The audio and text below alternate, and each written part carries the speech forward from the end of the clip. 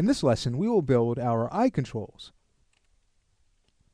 What we'll do is create separate controls that will transform the eyes individually, and then we'll build a parent control to drive them simultaneously. Those separate controls are great if we need to reorient the eye for whatever reason. We have the control there. All right, so let's get started. We will use NURB circles as our separate eye controls. So we'll head over to Create, NURBS Primitives, and make a circle. From there, we can go ahead and clean up its history, any inputs the object has. And we'll also rotate it 90 degrees in the X. Okay, much better. Now it projects along the eye. Let's go ahead and align it to our eye bone. So, with the left eye selected, start there. We'll grab our NURB circle and do a point constraint. Okay, we no longer need the point constraint, so let's go ahead and remove it.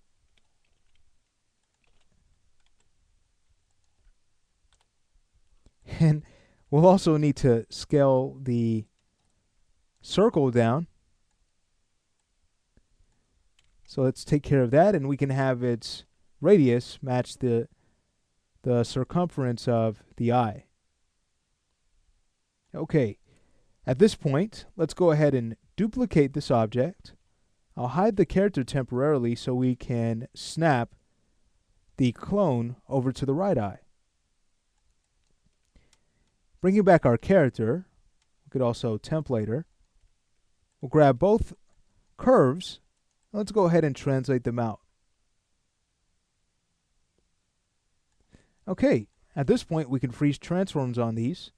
Now you'll want to check your settings just to make sure that you have rotation and scale checked. So just go ahead and choose Edit, Reset Settings, and now you can run the Freeze Transforms tool. Okay, great. So now that these objects have been cleaned up, let's go ahead and rename them and recolor them. So for a naming scheme, for our control objects, we can use a prefix of CC for control curve, underscore LI01. We can copy this name and use it to rename the right side. Okay, now for coloring these objects, we'll want to stay consistent with our coloring scheme, just for clarity. So on our left side, let's go ahead and use a color of blue.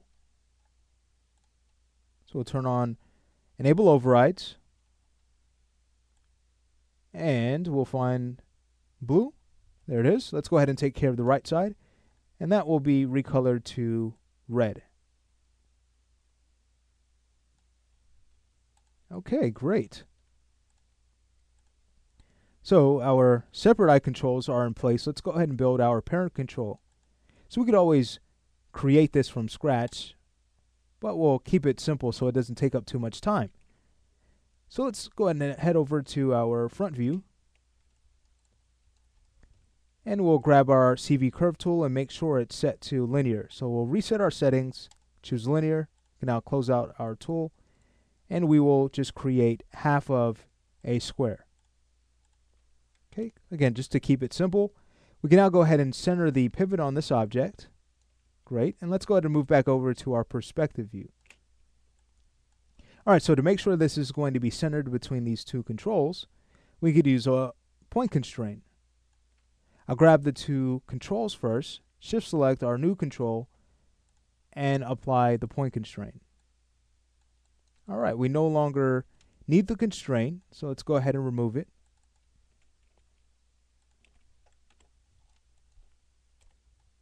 And now we can start to scale this object down.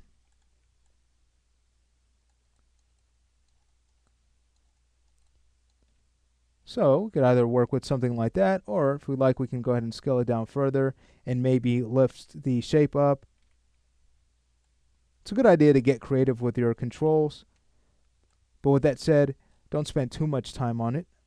If you can't get your task done because a control didn't look quite right, well, that's not a good excuse at all. Okay, great. Well, Here's our main eye control. Let's go ahead and clean it up. Freezing its transforms. We'll rename this to CC Eyes 01. We'll take our two separate controls, parent them to our main control. And now go into the main control. Let's go ahead and recolor that. So under its shape, enable overrides. We can use a color of light blue.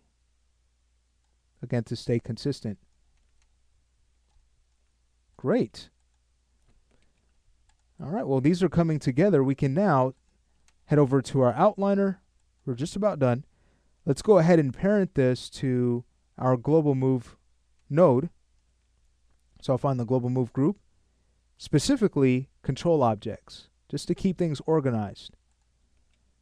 So I'll parent that there. We wouldn't want this parented under our head control because we'd have to counter key the eyes. The eyes work in a way where they target. If you'd like to learn more about eye animation, feel free to look into our Animating Realistic Eyes course as we elaborate on that subject. Okay, so the eyes are where they need to be. Let's go ahead and clean up some attributes. So for the main eye control, we're going to leave rotation and translation.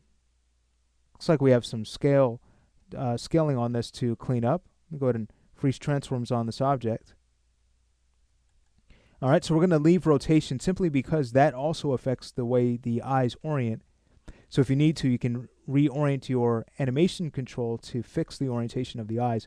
Or you could also use it to create a googly eye cartoony effect. So we have a few choices there. Let's go ahead and get rid of scale and visibility. And then for these separate controls, we'll just leave translation. Okay. Feel free to take these and store them in your character set. So we'd want to add these to the upper body sub-character set.